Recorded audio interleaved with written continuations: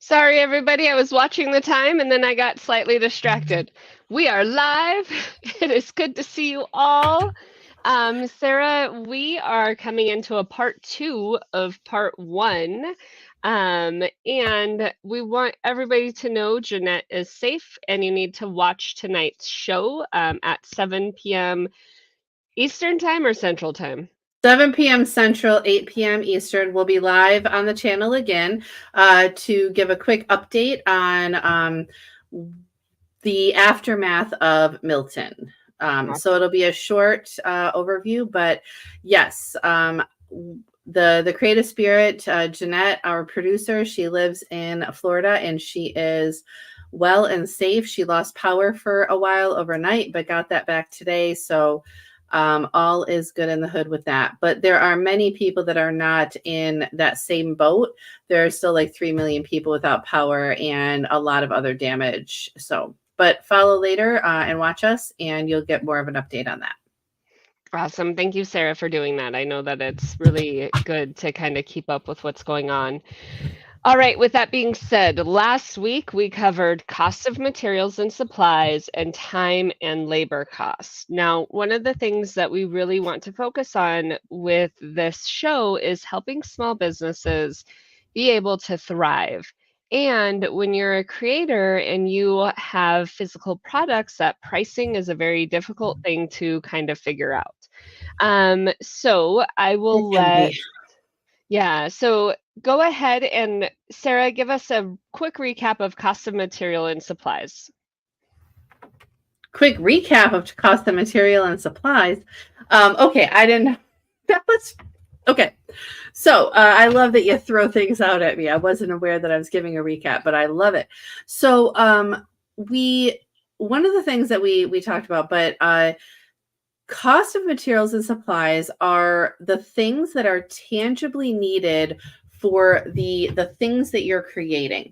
So if you're a service like Brittany and I are, that's those tangible things you use in the background. Everything from the platform that we're doing this on, that costs money, to Canva that we use to create the things like the logos you're seeing at the top of the screen, as well as everything else you see that we do on social media.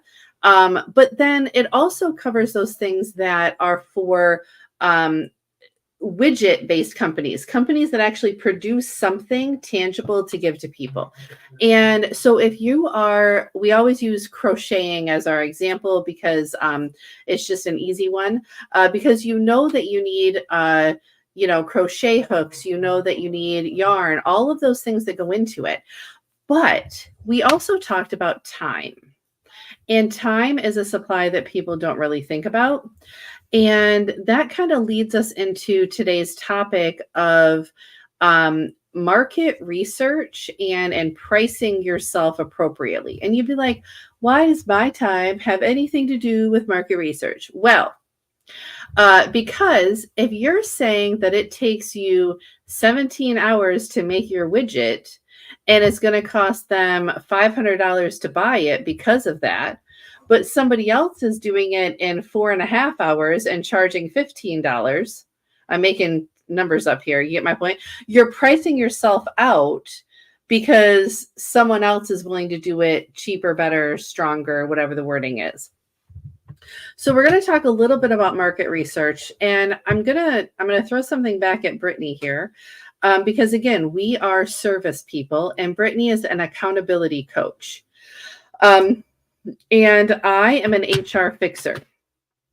So when I went to figure out what my title was, there are 0 other people that I could find that were HR fixers. And I had somebody do a back end search, a Boolean search in a way, to find out if anybody else used those 2 terms in anything.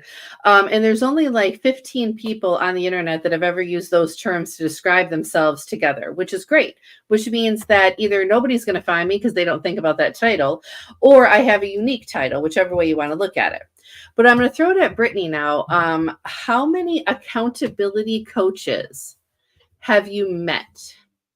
I've met quite a few accountability coaches, and it's funny because they'll use accountability for their marketing, but they don't necessarily use it inside of their title. They call Right.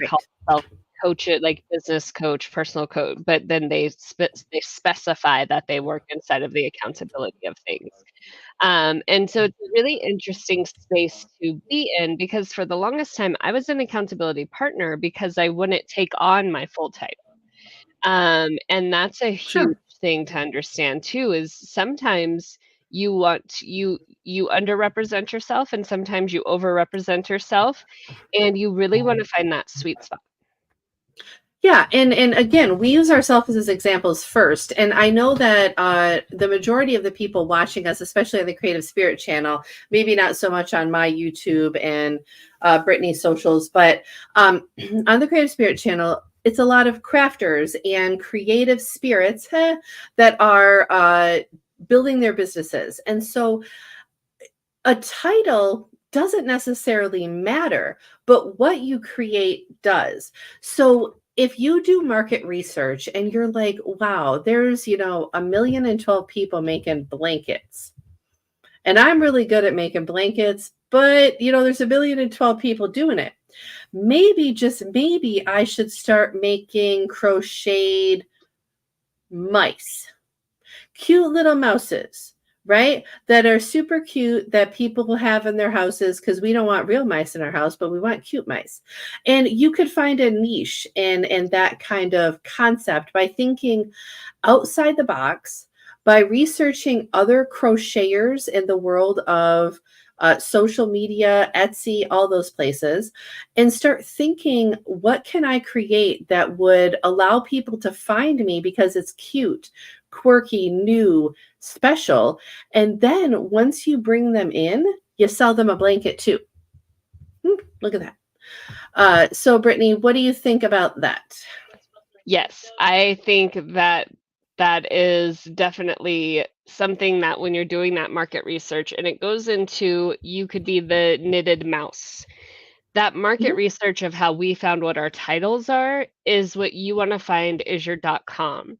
Your not Sure. o your .com, your, Instagram, your Facebook. You want to make sure that the things that you pick, the names, the words that you pick are not ones that are linked to a lot of other people, which is very hard. So if you can do the knitted mouse or the knitted mouse person or crocheted mice, um, whatever Or in creative this, well, I think crocheted cats. You should make crocheted cats cat. if you're crocheted because then it matches, right? Right? Um, but she's right. Your business title or your social title definitely can make a difference, and it'll allow people to find you in a unique way. Because if your name's Beth, because I'm just using a B name for blankets, and you try to find Beth's blankets, I can guarantee you, if I search that on Facebook right now, there's already somebody that is Beth's blankets. And I was right. There are, I need 1, 2, 3, 4, 5, 6, 7, 8, 9, at least 20 people that are Beth's blankets. So don't, if you're Beth and you crochet, don't go searching for Beth's blankets, or go search them and find out what they do, but don't name yourself that. Figure out something that's unique to you that is memorable. Okay? That is memorable. And that can be your company name or your title or the widget that you create. And I say widget is that anything that's something is tangible that somebody creates, if you're not used to my wording on that. I have all kinds of widgets that are crocheted. Where'd my You pig do? go? I Well, don't know where your pig is. I have, I play with these all the time, my little knitted things, but they're not meant to be widgets, but I turned them into them. And I have a pig, but she's on the other side because I used her during therapy. Oh goodness. No, I don't have crocheted animals. I have stuffies. Like I'm a stuffed animal person. Here's one. Maybe stuck in the side here. Aw, Oh, we haven't seen that one yet. I love him. Her. Yes. She's super Uh, cute. and so if you take off the sweatshirt, it's a little turtle, but she has a hoodie sweatshirt that she wears because she She's real. travels and I love that. yeah. She's super sweet. So, but point being is, do your market research. When you go to make your name, to pick your name, please, please, please pick like 5 or 6 or more that you love, so that when you go searching for it and you find 20 best blankets already, you can still love the next name. Okay. Because I've worked with quite a few people, and I know Brittany has too, where they're trying to come up with a name and they're like, if I can't be Beth's Blankets, it'll hurt my heart. And, that's my grandma's name. And da da da. And it's like, I get it. Okay. I get the love is there. Okay. But you have to kind of take a step away and make sure that you love a bunch of names just in case. Yeah. And what that has to do with your time is that has to do with the time that you're working. Sometimes you have to do a double check every few months to make sure that your pricing is on par with the market. Sure. Sometimes you have to make sure, like, obviously once you pick your name, you're there. Like you're solid, but you're doing market research on what other people are doing. You are looking at that competitor pricing. And one thing that really isn't on here that I want to talk about inside of market research is growing and learning about other patterns. Right? You can if there's something brand new that is a TikTok phenomena and you're fully capable of doing it, get on that boat. It doesn't have to be your pride and joy of the thing that you sell all the time, but you can now have something that your company offers that's a part of this fad. And I will give an example. If anybody is on TikTok, you have come across the guy that makes cucumber salads, right? I don't know what his name is, but everybody's come across the guy that's made cucumber salads. He has went viral a million times, right? Da, da, da, da. And probably about a month after he went viral, Walmart actually started selling the plastic thing he uses filled with cucumbers. So you can just buy sliced cucumbers and make the salad. They jumped on the bandwagon. Big companies even do it. So when something is happening, if you are, remember we talked about the knitted mouse, right? Or the crocheted cats. So cats are your forte. But then you find out, oh, there's a new baby penguin in Australia. I should make crocheted penguins. Because if somebody does make crocheted penguins out there, I'm looking at all of you, really big eyes with really big eyebrows. Send me one. I will buy it. Make a crocheted penguin. Yeah. Have you seen the penguin? I have seen the penguin, yes. I can't remember his name right now, but he's so funny. He's so funny. Anyways, and so just so you know, you should do the research. It has nothing to do with this channel, has nothing to do with our show. I'm just giving information.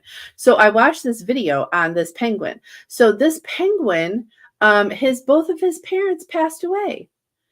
And so he has 2 step parents, but they're 2 boy step parents, and they take care of him simultaneously. One of them died. One of the boy step parents died? I did not hear that. Yeah, one of my favorite creators is a teacher creator, and he cried when he told the story. And penguins sing to each other, and they'll actually go look for each other. So the zoo, because they were mated males, and the zoo gave them baby penguin because they couldn't have an egg of their own. So they gave them an egg. They nursed the egg, but then one of the mates actually passed away, and it's tradition for the penguin to go, and the penguin will look for its mate forever and ever. It won't stop looking. And so they put a picture of its mate in the thing, and it just started singing to its mate, and then all the other penguins started singing back. Stupid story. We can't tell the story right now. So just so you know, any story is stupid if it makes me cry. So yeah. So, but yes, if you could make the mated family penguins, that would be amazing. This turned out a good story into a bad story into I still want somebody to crochet a pumpkin I or want a penguin for me. A pumpkin. I I want don't I want know. a whole mated family penguin. Yes, Females please do. and a little baby. No, I um didn't know all that. All right, back to yeah, business because we need to do good so conversations now. but with that market research, staying on top of it, understanding that a story starts out very, very well and has a twist, and then using that, right? Use those Yes. spaces to help you. It can be sad, but you can come out with, I have all three of them. I still have my Klondike and Snow Bears from the Denver Zoo. They were the first little polar bears that we had at the Denver Zoo, and Snow actually, she had some muscular issues, so she was a flat stuffy, and Oh, her brother was like a stand-up stuffy. It was super sweet, but you can use those things to your advantage inside of your market research, inside of your competitor pricing. Because if somebody's selling a penguin at $10, but you're selling this particular penguin, you could get a few extra dollars out of that particular penguin. So just be very aware of what's going on. Your profit margin and markup. This is where we really wanted to talk, because when you're looking at your research, and we told you guys you're looking at your cost of materials, we told you you're looking at your hours that you're charging. If you're charging $20 an hour and most market people are charging 15 an hour, then their prices are definitely going to be a little bit lower than yours. Yours are going to be on the higher end of the market. So if you're selling Mices and there's 10 other Mices getting sold, they're selling at 15, you're selling at 20, you might have to bring that price down. But if your profit margin is not of value, then you should actually not sell the Mices. and that could be true too. But then also when it comes to that profit margin or markup, you can also add something. Okay.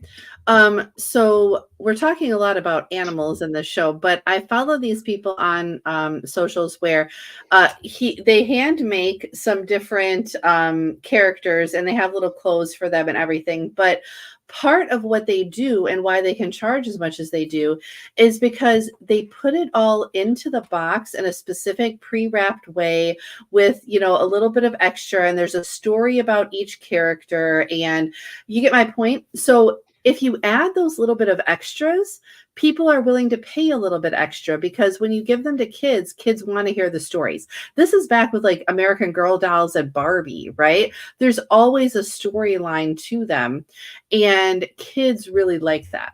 I now want a mouse tea party. Oh, Because I just saw, like, when you were talking about adding to it, I just saw like a mouse tea party where they had little crumbs from the kitchen and they've got like their little little. pieces of cheese and little broken crackers. Oh my God, that would be so cute. Okay. Somebody who crochets animals needs to reach out to us. Because Okay. we're brilliant. We are brilliant. We have all the ideas and we will help you do this. Well, we'll help you brainstorm the ideas. Neither one of us can crochet animals. My Um, hands would go numb in 2 minutes. so, but yes, if you want all the ideas, we have them. Right. And that Um, could help your profit margin because maybe it takes you 2 seconds to do a cheesy. And so now you have a cheesy that adds $3. You have these things that add this.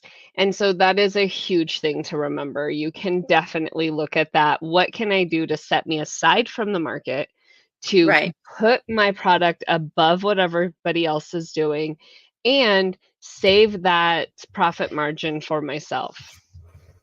Well, I know that you know two people that do that with like baskets. One does the tea thing and one does Denver baskets, but she No, does other she's the baskets same. too. Oh, it's the same person that does the Yeah, tea? because I started doing the tea stuff and I just had her do the tea stuff. Same person. Same person. Okay. All right. So she is unique. And I know that like the first thing that jumped out with me was when I saw her Denver baskets, because she lives in Denver. She works with a lot of companies for like when they have people come in from out of town, or they have a special speaker or different things. She works with companies to have those Denver baskets for those people. And it gives her that niche, right? And then it gives her the recognition to sell all the other baskets that she has. Yeah. And so if you can find like like that unique niche that you can really market out, it allows you to grow the rest of it. If you know somebody with llamas and they'll give you their llama fur, and you can make, if you know people who make llama fur, you could be Or the alpaca. market of Yeah. alpaca. Sure, the right one, not the wrong one, but you could niche with that as well, because you know the right people who have that homemade, that actual natural fiber, and you're not going to the store to buy it. You have a direct contact. And now not only can you promote yourself, but you can actually promote that farm. Or maybe it's a sanctuary and you get your fur from a sanctuary. And now those people know that their proceeds are actually going to a good place. There's so Yes, many that's different true. ways to kind of niche. And maybe you don't live in the same state as a llama, as an alpaca sanctuary, but you call them and you're like, hey, let me use this, let me make this, and let me showcase your company. Those are great partnerships that you can do inside of market research. Yes, yes, finding those ways to make yourself unique. And I'm trying to figure out ways that we can give that aren't around animals. And all of my examples today are around animals, because even the tea thing that got me back to baskets was around animals. So, did you freeze on me? I think I lost Brittany for Computer a freaked second. out. All right, she can hear us, but she will come back on screen when she can. I think there is something weird going on. I think like, the southeast part of the country is doing something crazy with electricity, because I've been blinking for the last hour. My TV like blinked off, the lights are blinking, and then you just had power weirdness. So yeah, something's going My on. computer did its thing. So, all right. So then there is the last thing, because we came up with a list of things that we were going to talk about in this series. The kind of the last thing on the list though is pricing for wholesale and retail. Okay. And now when you're just starting out, you may not be able to do wholesale, right? I completely get that. But this is where you can buy a bunch, and using crocheting as an example again, is where you buy a bunch of the same type of yarn and you make 20 of the same blanket. And you sell all 20 blankets to one person at a cheaper price, because you didn't have to think about it. You didn't have to get a new pattern. You didn't have to, whatever, put extra into it. Whereas I'm going to correct retail is your more language unique. for 1 Ooh, what second. did I say? Yeah, go You ahead. said cheap. Less expensive, inexpensive, not cheaper. And that is a mindset thing, but it's a big Yes. thing that we all have. And it's easy to say, oh, well, this is cheaper, I'm going to grab it. But your product isn't cheaper because you're selling it at a less expensive rate. No. And so And we really and want you to understand it's that I expense. love the correction. So I am actually a crocheter. I just crochet hats though for myself, nobody else, because no one else would want my hat. So I need you to understand that most of my hats, people say look like they should be on clowns. And I'm okay with that, because I just like bright colors and bright things, and they don't necessarily need to match. But I go to like the bargain bins at Michael's. I go sometimes even when I'm walking through Dollar Tree, I'm like, ooh, that would be a good trim, and it's $1.25. Like, so cheap to me doesn't necessarily mean bad, but you're right. I need to say less expensive, or I'm good with bargain bin, because they have like 3 of them left, so they throw them in a bin. But yes, you are right. So Good yeah, point. just when you're talking your expenses, though, it is an expense. It's either a less expensive price or it's, you can cut them, but cheap is definitely not the word because we do want you to honor your product. And when you're selling your product, that mindset, you want that mindset in your client's space. You're not selling them cheap things, you're selling them less expensive price for that bulk. But also, let's say that you do have on the regular, right, on your website or wherever you're selling, you have blanket that has, for lack of better terms, regular yarn and one that has alpaca yarn. Okay. And the regular yarn I'm making prices here is $30. The alpaca is 50. Now you go to Michael's one day and the yarn that you love to use is on sale for half price. You Now, do not Brittany, discount your do product. do I discount my product? Oh, you knew what I was going to ask. You knew what I was. Why don't I discount my product, Brittany? Why not? Tell me why. Because that's a really good offset for you. It is a very Yes. good offset. And if you happen, like we said, if you happen to figure out who the manufacturer is and you're able to get that retail price from the manufacturer directly and those wholesale prices, it does not, just because you can get something for less, if if at one time that stops and you have to go grab a yarn because you ran out, or for whatever reason your shipment didn't come in and you have to go grab yarn at a regular price, you have to go grab yarn at a regular price. Do not price with your wholesale prices. Price with the prices of retail when you go in the store to buy it. Mm-hmm. Yes, yes, yes. And I talked about selling wholesale versus resale, but purchasing wholesale is when, yeah, like you find a direct seller somewhere where you can get the yarn at a less expensive price, right? And this is where, yeah, do not change your pricing. Your pricing is here.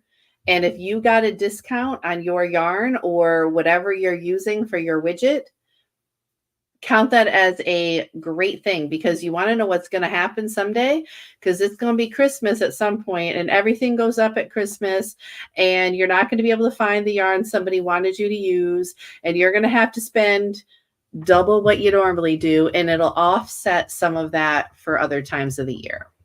Yeah, So, exactly. No, and yes. that is a great point. Thank you for bringing that up, Sarah. All right, and we are at 27 minutes and 23 seconds, which means we are wrapping up. I didn't look for what we were going to close with today. That's all right. We'll figure you did last week, right? Yeah, I did last week. Okay. I thought it was just because I watch it. So introduce yourself and then I will do the tagline. Okay.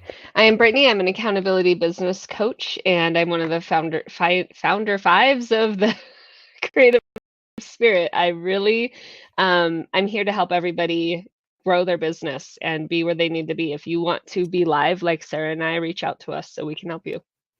Wonderful. And I'm Sarah. I'm with Off the Beaten Path Consulting, and I'm an HR fixer. I kind of talked about that earlier. And I also am helping things here at the Creative Spirit. And tonight I am making chicken and broccoli. So I'm going to do the, I don't know, I think it's pretty well known. So we're going to go with eat more chicken. Good job. All right.